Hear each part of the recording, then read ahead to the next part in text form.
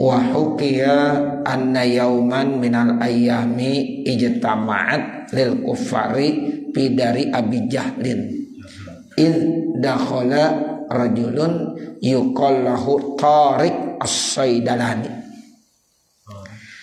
Dan diceritakan bahwasanya satu hari dari beberapa hari yang ada, ijtama'at kumpul. Siapa kumpul? Itu al-kuffar, orang-orang kafir. Ya, ini al-kuffar jamak taksir, sehingga boleh aja dibuat fiilnya muannas. Ya, itu karena kullu jam'in muannasun. Jadi ada kaidah begitu, tiap-tiap jamak itu muannas. Jadi boleh. Jadi ijtama'at al-kuffar, orang-orang kafir kumpul. Di mana kumpulnya orang kafir? Dari Abi Jahlin, di rumah Abu Jahal.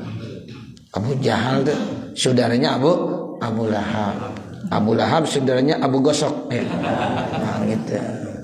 Ya, jadi ya ini Abu Jahal ya itu saat itu emang termasuk pimpinan kafir Quraisy. Jadi kalau ada hal-hal yang penting ya kemudian berbicarakan terkait tentang ingin membunuh Rasul, biasanya rapatnya di rumah Abu Jahal. Itu begitu.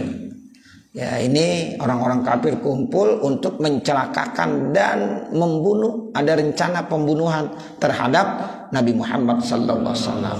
Nah, itu kumpulnya, rapatnya di mana? Di rumah Abu Jahal. Dakhala rajulun yuqalu lahu Tariq As-Saidalani. Saat itu datang seorang laki-laki ikut rapat. Ya, dalam rapat itu ya ada seorang laki-laki yang disebut namanya Tariq As-Saidalani. Jadi Tariq As-Saidalani dalam rapatnya mengemukakan pendapat. Kan biasanya orang kalau rapat ada yang kadang-kadang berpendapat, si A bicara, si B bicara. Nah, sama. Ya, waktu itu juga begitu. Tariq As-Saidalani namanya, pada saat hadir di rapat dia punya pendapat, dibilang begini. Waqala, berkata Tariq As-Saidalani, ma ashala alaina qatla Muhammadin alaihi salam. Alangkah mudahnya bagi kita untuk membunuh Nabi Muhammad sallallahu alaihi wasallam. Ini pendapatnya Tariq As-Saidalani begitu, gampang. Kalau ya mau membunuh Nabi Muhammad alaihi salatu wasallam gampang dong. Lawit tapaktum ala qauli, kalau kamu mau sepakat atas pendapatku, kalau kamu mau setuju terhadap saran saya, pendapat saya, gampang cara membunuh Muhammad. Nah, begitu kata Tariq As-Saidalani. Lalu peserta rapat nih, mereka berkata, kaifa ya Tariq, emang bagaimana caranya wahai Tariq? Wah, langsung tuh semangat itu. Ya, namanya orang kafir, ya emang tujuannya ingin membunuh Nabi. Nah, sehingga ada celah-celah pendapat yang bisa ingin membunuh Nabi, mereka langsung nanya, bagaimana caranya Tariq? Qala zalika rajul, maka laki-laki itu Tariq As-Saidalani berkata, dibilang inna Muhammadan alaihi salam, sesungguhnya Muhammad sallallahu alaihi wasallam istanada ila jidaril Ka'bati, dia biasanya sering bersandar di tembok Ka'bah. Kan biasanya Nabi kalau ibadah ke Masjidil Haram, di situ ada bangunan yang mulia, bangunan tua namanya Ka'bah. Ya, Nabi biasanya kalau habis ibadah ya di Ka'bah, di senderan di temboknya Ka'bah. Itu begitu, seringkali begitu, dan memang itu sunnahnya, karena memang ada beberapa tempat yang di situ termasuk yang apa, yang mustajab. Ada mulai dari Hijr Ismail, ya, ada yang namanya Multazam, ada yang namanya ya apa, Hajarul Aswad. Nah itu ada satu tempat yang namanya Multazam. Multazam itu lokasinya di mana letaknya? Antara ya Hajarul Aswad dengan pintu Ka'bah. Jadi Pak, Ibu, itu di Ka'bah itu ada Hajarul Aswad, kemudian di sini ada pintu Ka'bah. Nah antara Hajarul Aswad dengan pintu Ka'bah itu ada namanya Multazam. Nah itu sunnahnya kita ya senderkan, himpitkan dada kita ya ke temboknya, ke Multazam. Kemudian kita apa? Berdoa, karena itu tempat yang mustajab. Dan bahkan di beberapa kitab dijelaskan ada beberapa titik-titik yang termasuk tempat mustajab, dan rata-rata adanya di kawasan ya Ka'bah, Masjidil Haram. Ya seperti tadi itu ada yang namanya ya Multazam, ada Hijr Ismail, ada namanya Mizab. Mizab itu di atasnya pancoran emas, di bawahnya Hijr Ismail. Nah itu kalau kita berdoa di situ tuh di bawah Mizab dekat Hijr Ismail termasuk mustajab. Rukun Yamani juga termasuk. Sebelum pojok namanya Hajar Aswad itu sebelumnya ada apa? Yang namanya Rukun Yamani. Nah itu kita berdoa di Rukun Yamani juga termasuk. Bahkan kita berdoa di depan Ka'bah, ya dari mana saja arahnya, yang penting di depan Ka'bah, itu juga tempat yang mustajab. Ya, jadi memang dari dulu tuh Nabi kalau ibadah selalu di depan Ka'bah. Selama di mana? Selama Nabi berada di kota Mekah. Ya, cuma rintangannya banyak yang mengintai Nabi. Sampai-sampai Nabi itu makanya ada cerita kalau mau pergi ya ibadah dilemparin kotoran. Itu begitu. Nabi memang saat itu masih di Mekah. Tapi kalau udah di Madinah udah nggak begitu lagi. Ya itu masih di Mekah. Ya Nabi walaupun saat itu belum sholat seperti yang 5 waktu, karena memang belum diperintahkan sebelum Isra Mi'raj, tapi Nabi sholat. Dianjurkan ya seperti sholat tahajud, qiyamul lail. Ya itu tetap ada. Walaupun bentuk sholatnya masih berbeda. Karena sholat ya umat Nabi Muhammad itu pakai ruku, pakai i'tidal. Tapi kalau sholatnya umat-umat yang terdahulu nggak pakai ruku. Ya itu begitu caranya. Ya makanya ruku itu termasuk min khasa'isi ummati Muhammadin sallallahu alaihi wasallam. Jadi ruku di dalam kita sholat termasuk ciri yang dikerjakan oleh umat Nabi Muhammad.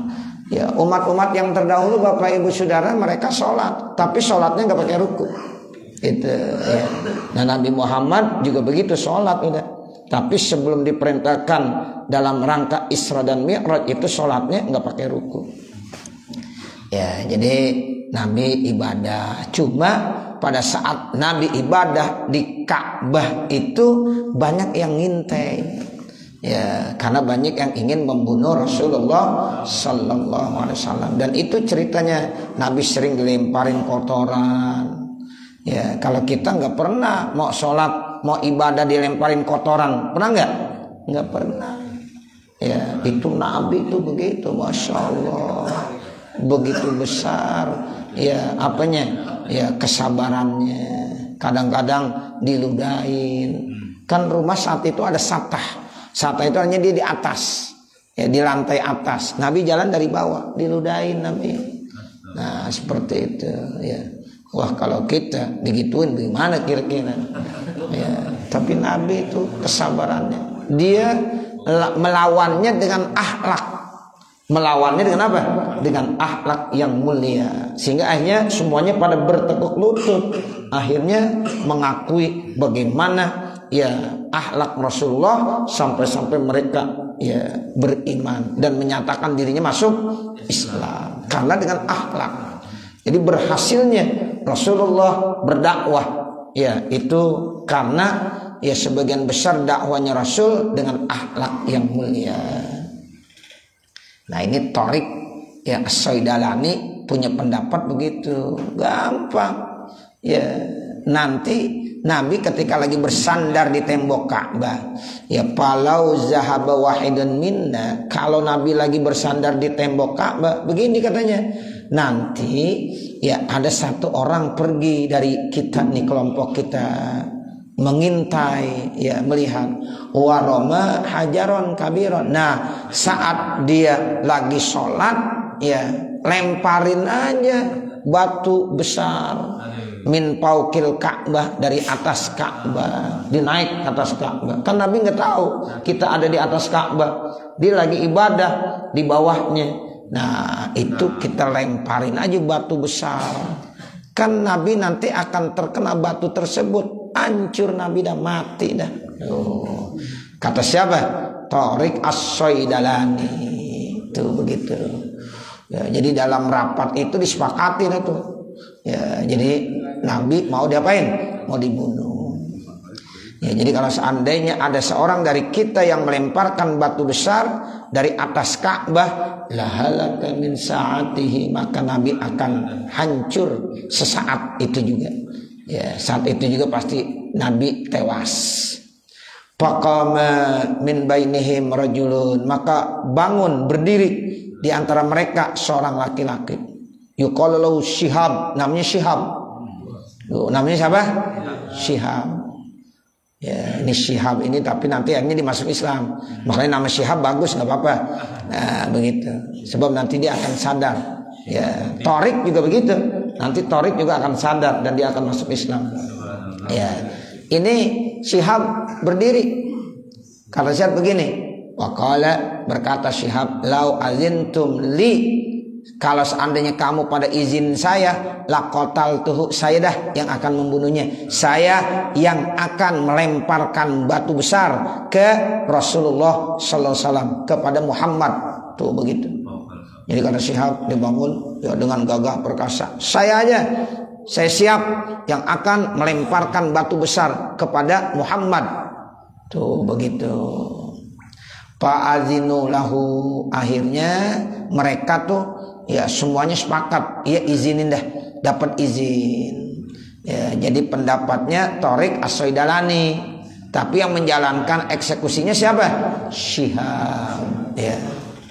Fasa'ida, maka naiklah Syihab ke atas Ka'bah. Kebangunan Ka'bah tuh kan di atasnya ada bangunan tuh, kita bisa naik di atasnya.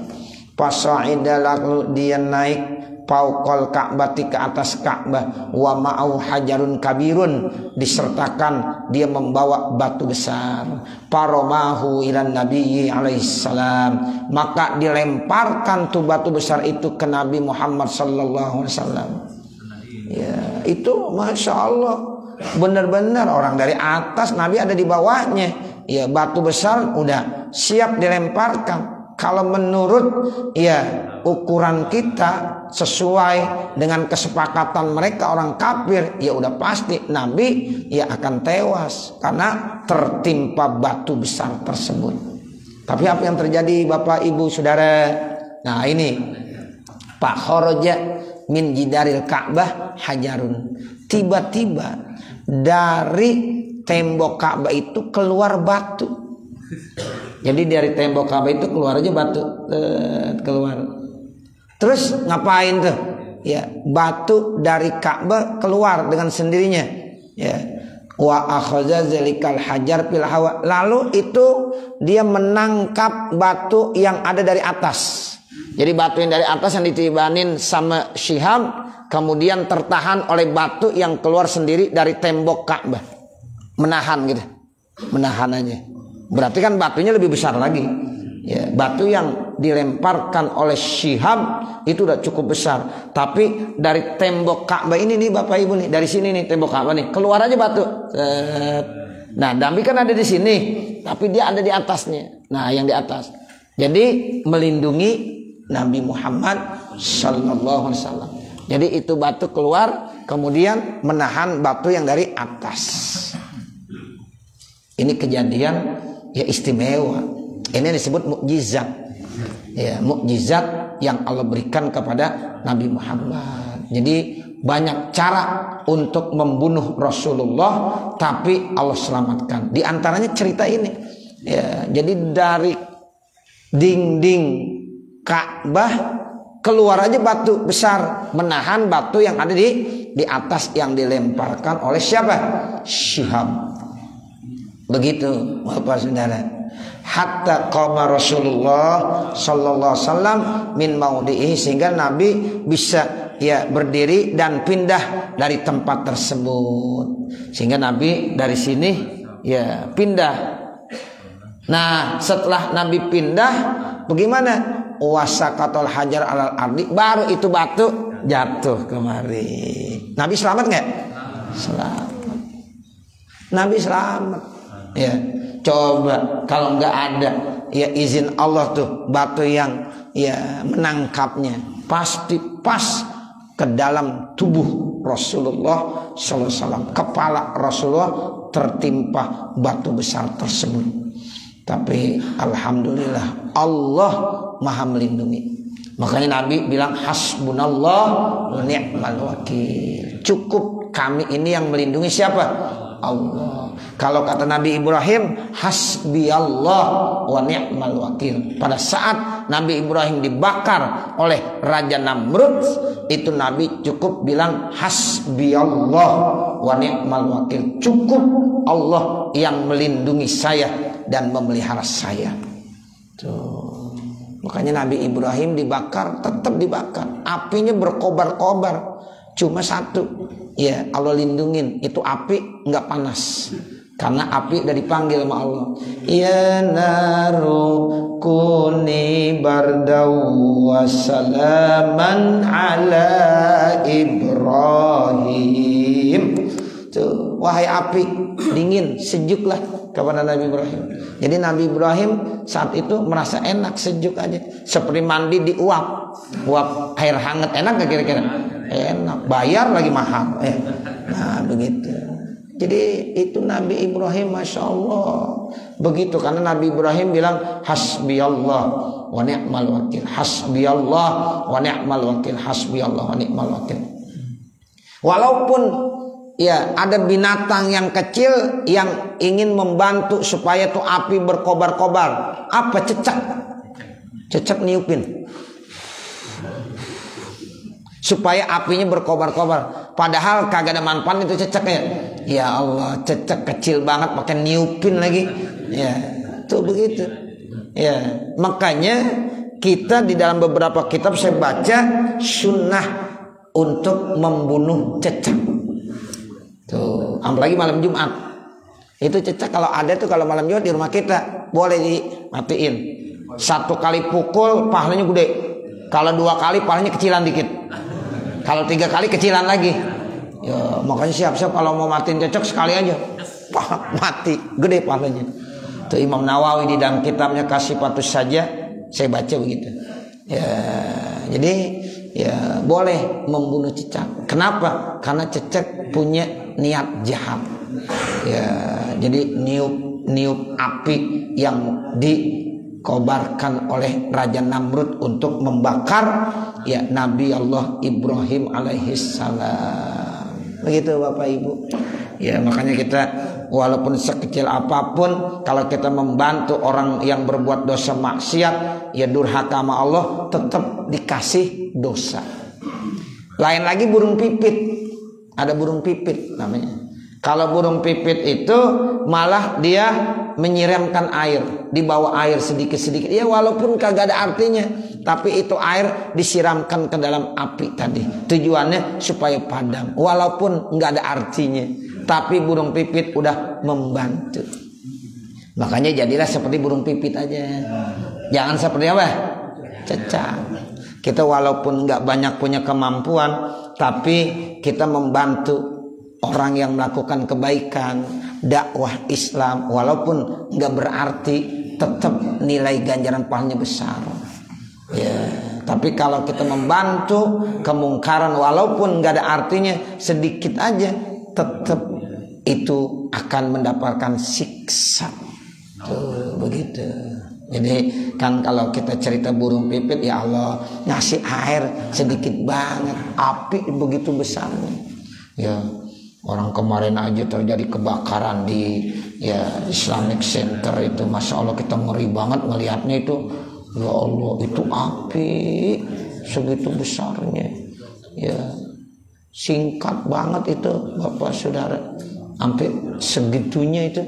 Ya bagaimana info yang ya terkini ya Bapak bisa lihat sendiri dah.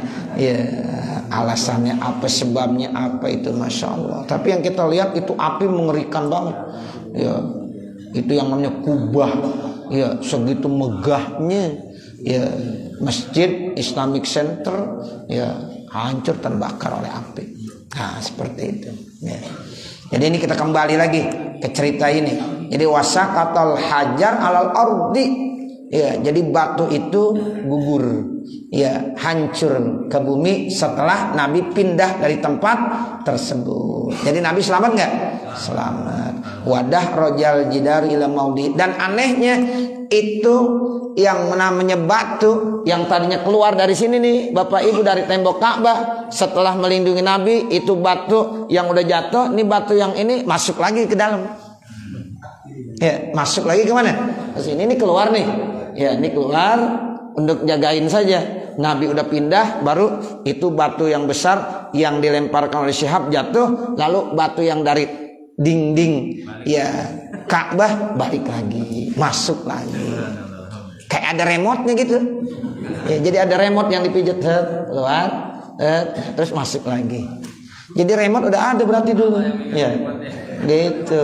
Siapa yang punya remote-nya? Allah. Ya. Jadi itu ilmu remote dari Allah. Nah, begitu. Masya Allah. Sama seperti tangga yang bisa jalan sendiri. Nabi Ibrahim dulu waktu mendirikan Ka'bah begitu. Ketika lagi perlu ke atas, dinaik ke atas. Entar udah selesai ke bawah, diturun lagi ke bawah. Ini kan ilmu dari Allah. Ya, sekarang orang bisa tuh. Ya, tinggal pijat sana naik ke atas, pijat lagi turun lagi. Ya, Masya Allah. Itu dicontohkan oleh ilmunya Allah Subhanahu wa ta'ala. Pasoro kamakane, maka jadilah seperti biasa. Jadi batu itu masuk lagi ke dinding Ka'bah seperti semula. Batu yang tadi hancur, Rasulullah selamat karena Rasulullah pindah dari tempat tersebut. Dan itu disaksikan oleh siapa? Oleh Syihab. Syihab melihatnya, oh kok begitu ya? Ya begitu. Masya Allah. Pasoro kamakane, wa Syihabun yanzuru ilaihi, sementara Syihab melihat ya kejadian tersebut, wa yata'ajjabu minhu, dan kagum, aneh, ajib. Ya, kita bilang kadang-kadang ajib. Ya, aneh ini kejadian ini. Ya, panazala minal Ka'bati, lalu dia turun dari atas Ka'bah. Itu Syihab langsung turun. Nabi mah tahu. Ya, diturun. Tapi akhlak Nabi itu begitu istimewa. Wajah baina yaday Rasulullah SAW, lalu dia datang di hadapan Rasulullah SAW, wa aslama wa hasuna islamhu, lalu ini Syihab masuk Islam dan bagus keislamannya. Tuh, di hadapan Nabi, ini Nabi bukan manusia sembarangan ini. Dia punya Tuhan gak seperti Tuhan saya. Ya, nah inilah yang perlu menjadi satu nilai yang dia bisa minta dari Nabi. Akhirnya apa? Dia masuk Islam. Ya, wahasuna Islamu, bahkan bagus Islamnya. Jadi setelah kejadian itu sadar sendiri, dapat taufik, dapat hidayah tuh Syihab yang tadinya ya rencana ingin membunuh Nabi, sebaliknya 180 derajat itu pindah, sekarang dia masuk Islam. Tinggal Abu Jahal aja yang nyengir ya. Nah, begitu. Waduh, ya anak buah gua masuk Islam. Iya, Syihab masuk Islam, bahkan begitu bagus. Nah setelah Syihab masuk Islam, bagaimana lagi?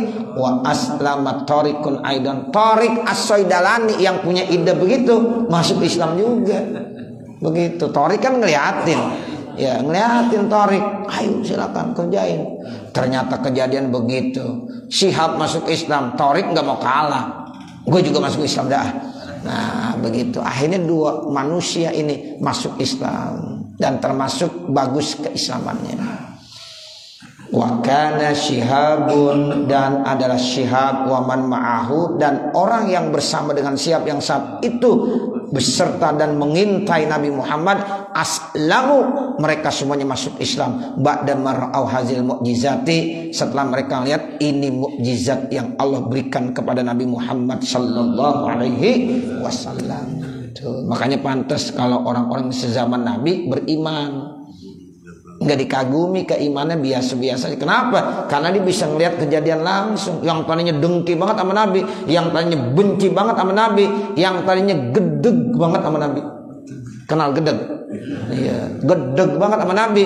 Akhirnya setelah melihat bagaimana kemuliaan Rasulullah dengan adanya mukjizat seperti itu, mereka 180 derajat berubah masuk Islam. Tuh, kenapa? Karena dia ngelihat langsung kejadian tersebut. Coba kalau dia nggak lihat kejadian begitu, belum tentu dia masuk Islam.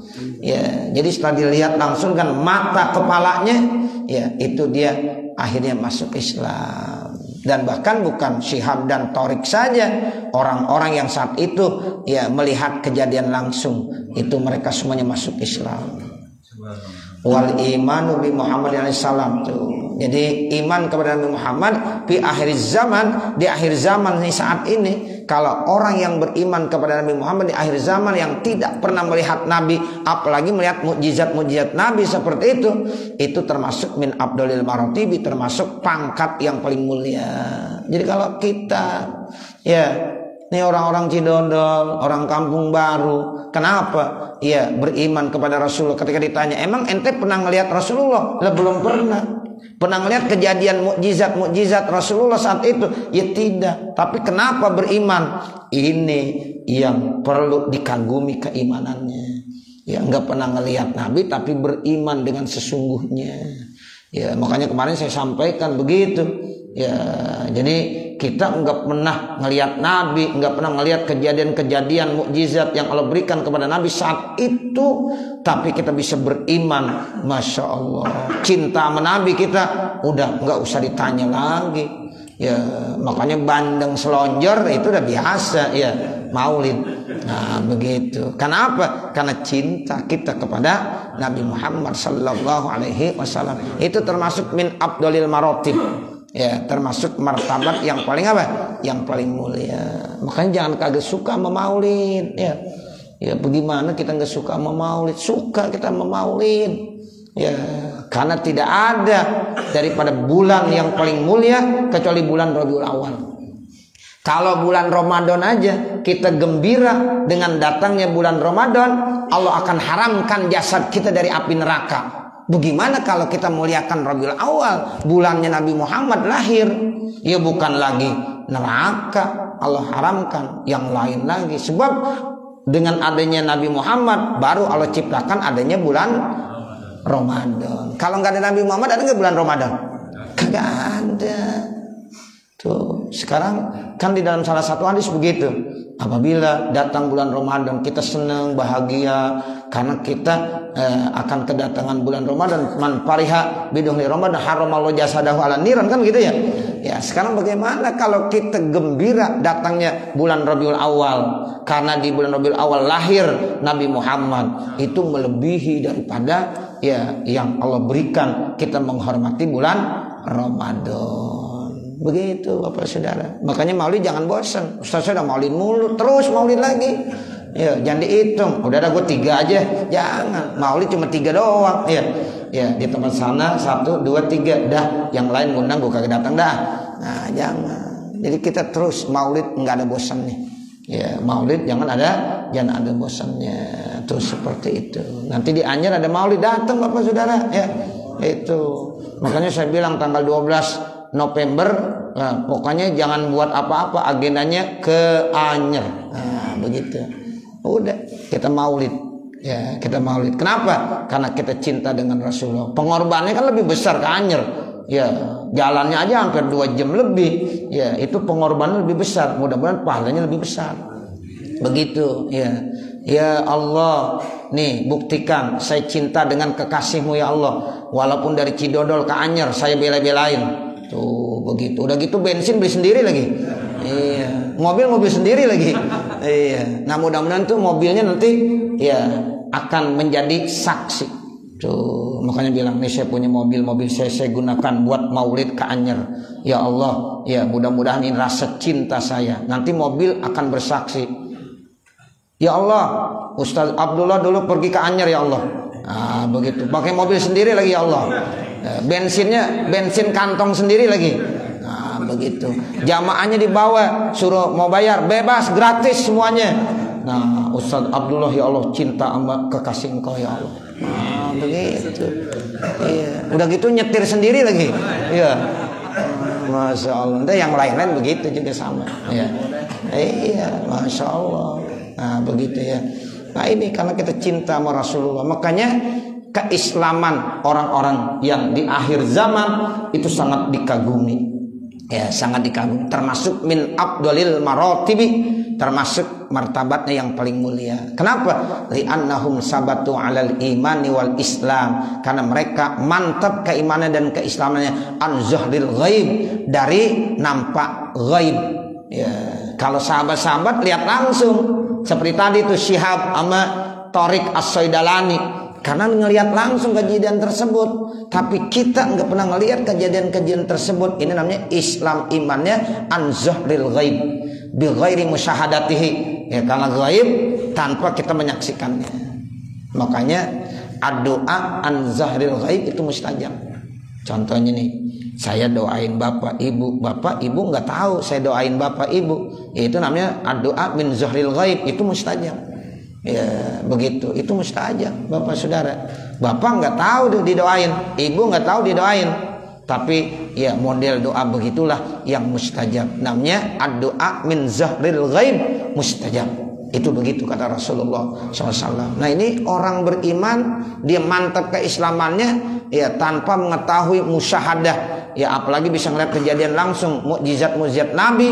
Nah, itu begitu mulia. Ya, jadi bi ghairi musyahadati alaihi salam wa mukjizati, tanpa juga melihat mukjizat. Namun satu mukjizat yang sampai sini ada, yaitu kitab suci Al-Qur'an. Kalau mukjizat Nabi yang lain udah nggak bisa kita lihat. Nabi Muhammad mengeluarkan air dari celah-celah jarinya. Ini dari sini nih Bapak Ibu Saudara, Nabi Muhammad mengeluarkan air. Itu dulu, tapi sekarang kita udah nggak bisa lihat lagi. Kejadian yang tadi yang baru kita baca, ya, itu batu bisa keluar dari situ, kemudian masuk lagi ke dinding Ka'bah melindungi Nabi Muhammad. Itu pun kejadiannya sudah tidak bisa terulang lagi. Hanya saat itu mereka orang-orang yang sezaman dengan Nabi yang melihat langsung baru bisa menyaksikan. Sementara kita enggak. Nah, itu jadi mukjizat yang pernah Allah berikan kepada Nabi Muhammad itu kita nggak bisa lihat zaman sekarang, kecuali satu mukjizat yang terbesar, yaitu kitab suci Al-Quran sampai saat ini masih ada. Ya, amin ya rabbal alamin. Saya kira ini kali, nanti baru al-hadisut tasi'ah asyara. Mudah-mudahan apa yang kita baca ada manfaatnya. Amin ya rabbal alamin. Segenap Bapak Ibu Saudara, kita baca Fatihah karena ya kita juga merasa kehilangan. Baru saja orang tua kita dipanggil oleh Allah pada hari Minggu yang lalu, ya, Ibu Hajah Aisyah. Ya, saya kebetulan saat itu lagi di mana? Lagi di Anyer. Ya, saya kebetulan pagi-pagi berangkat ke pondok pesantren Anyer. Ya, tapi saya tahu kabarnya tuh ya siang harinya tuh ya bahwa beliau ya meninggal dunia. Kita ucapkan innalillahi wa inna ilaihi raji'un. Mudah-mudahan pada saat meninggal dunia meninggal dalam keadaan husnul khotimah. Kita baca Fatihah, mudah-mudahan amal kebaikannya diterima oleh Allah, karena beliau termasuk orang tua kita ini rajin ngajinya tuh. Hari Kamis tuh rajin, selalu ada. Ya begitu ya. Jadi insya Allah ya ini nilai ibadah buatnya. Mudah-mudahan Allah terima. Manakala ada kesalahan dan kekurangan, Allah ampunkan segala dosa dan kekurangannya, sehingga Allah jadikan kuburnya menjadi raudhah min riyadil jannah, taman daripada taman surganya Allah Subhanahu wa taala. Al-Fatihah ala tilkan niyah khususan ila ruhi amatikal patru Hajah Aisyah binti Haji Abdul Karim, ya, bi anna Allah yatawassa wa iyyahum birrahmah wal maghfirah jannah. Al-Fatihah. A'udzu billahi minasyaitonir rajim. Bismillahirrahmanirrahim. Alhamdulillahi Rabbil Alamin Ar-Rahmanir Rahim Maliki Yawmiddin Iyyaka na'budu wa iyyaka nasta'in Ihdinas siratal mustaqim Siratal ladzina an'amta 'alaihim ghairil maghdubi 'alaihim waladdallin. Rabbighfirli wa liwalidayya amin. Allahumma ighfir laha warhamha wa'afiha wa'fu anha wa akrim nuzulaha wa wassi' madkhalaha wa abdilha dan khairan min dariha wa ahlan khairan min ahliha wa naqqiha bil ma'i was salji wal barad wa naqqiha minal khataaya kama yunaqqa thawbul abyad minad danas bi rahmatika ya arhamar rahimin. Bismillahirrahmanirrahim. Alhamdulillahi rabbil alamin hamdan yuwaffi ni'amahu wa yukafi mazidah. Ya rabbana lakal hamdu wa lakas syukru kama yanbaghi li jalali wajhikal karim wa li 'azimi sultanik. Allahumma shalli ala sayyidina Muhammad wa ala ali sayyidina Muhammad. Ya Allah, ya Allah, ya Allah, ya Rahman, ya Rahim, irhamna ya Allah fa innaka khairur rahimin, warzuqna ya Allah fa innaka khairur raziqin, wahdina wa waffiqna ila siratikal mustaqim. Rabbana zalamna anfusana wa illam taghfir lana wa tarhamna lanakunanna minal khasirin. Rabbana atina fid dunya hasanah wa fil akhirati hasanah wa qina azabannar. Wa sallallahu ala sayyidina Muhammadin wa ala alihi wa sahbihi wa sallam.